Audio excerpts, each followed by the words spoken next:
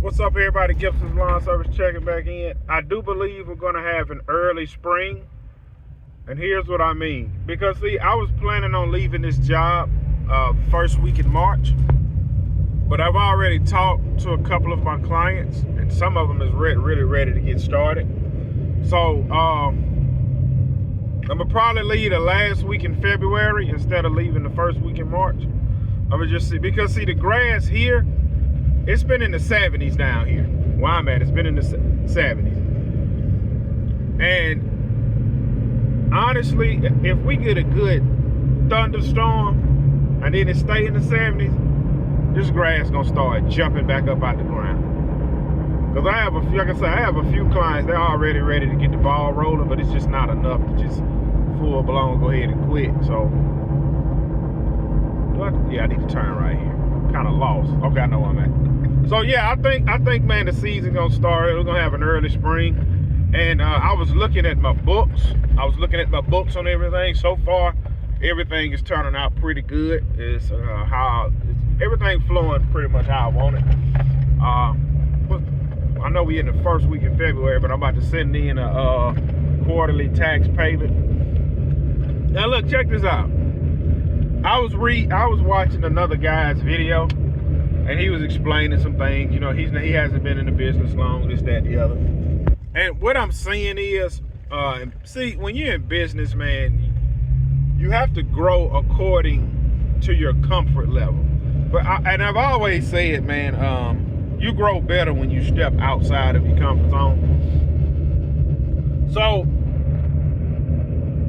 and I thought back to the days when I was trying to grow, and I'm still nobody because I'm still just a one-man operation, you know.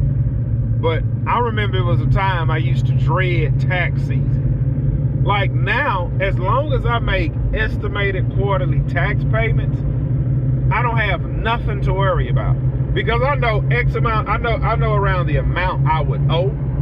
So what I do, I divide that. We're going to use hypothetical numbers. Let's just say at the end of the tax season, I owe $12,000. So I make it my business to pay in $1,000 a month. Instead of doing 4 quarters, man, $3,000. No, man, look, I make monthly payments. They're not going to say, hey, Gibson, this ain't a quarterly payment yet, and send it back. They're going to hold on to it. So I make it easy on myself. I just send money every month. I just send that $1,000 a month, which is not $1,000. I'm just saying hypothetical number. I just send that $1,000. Boop, boop, boop, boop, boop. Then at the end of the year, I sleep good because I know I paid enough in, or hey man, you getting something back. So I don't really worry about that anymore. So that's just like another thing that's off your plate. Because I remember taxes used to bother me. I remember the job. I remember the job I was doing while I wasn't running under the table. I was actually cutting the doctor's office, right? And it was $80 a week, which was $320 a month. And I remember the guy said, well, we need some info so we can send you a 1099. I'm like, man, 1099? I said, man, what I'm going to do? I said, man, I got to pay taxes on that. He said, yeah, you got to pay taxes on it. But I think at the end of the year, man, it was like 36, a little over 3,600 for the year. I said, man, I got to pay taxes on it, man. But the dude said, bro, you don't have to pay like 20% on that. He said, and that's not, it's really just on what you profit. He said, so if you don't profit nothing, that 3,600, man, he said, you'll probably pay around about $500 in taxes on it.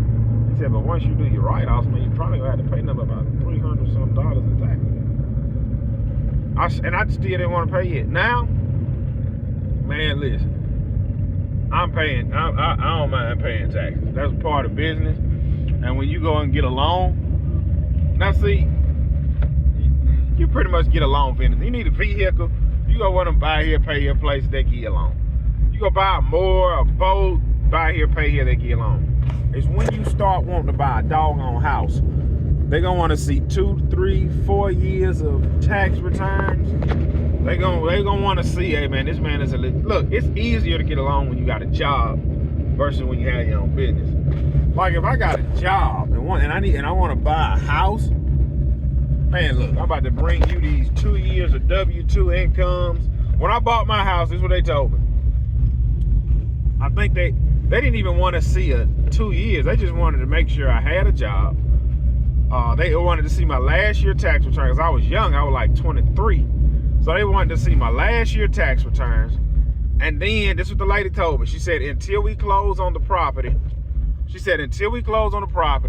send me your pay stubs every week. So every week I was emailing this lady all my pay stubs, and she was like, don't make no big purchase.